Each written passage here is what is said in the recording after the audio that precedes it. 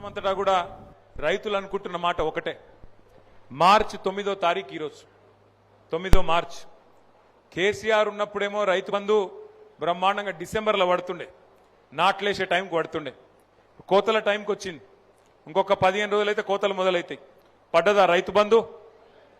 కేసీఆర్ గారు అందుకే చెప్పిండు, మోసపోతే గోసపడతాం, ఆలోచించుకోండి, జాగ్రత్త కొట్టేయండి అని చెప్పిండు.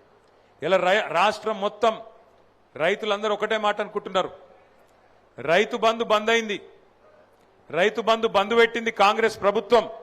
కానీ కొత్త పథకం తెచ్చిండు ముఖ్యమంత్రి రేవంత్ రెడ్డి గారు. కొత్త పథకం, బ్రహ్మాండమైన పథకం తెచ్చిండు. ఆ పథకం పేరేందో ఎరికేనా మీకు? రైతు బంధు లేదట, కానీ రాహుల్ బంధు ఉందట. రాహుల్ బంధు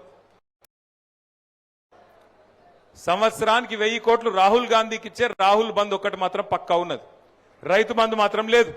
3 సార్లు ఎగ్గొట్టిండు, ఒకసారి ఇది 3వసారి రైతు బంధు ఎగ్గొట్టిండు ముఖ్యమంత్రి.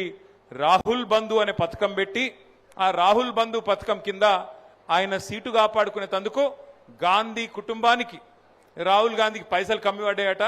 అందుకే రాహుల్ గాంధీ గారికి సంవత్సరానికి 1000 కోట్లు ఇచ్చి పదవి కాపాడుకుంటాడట ముఖ్యమంత్రి.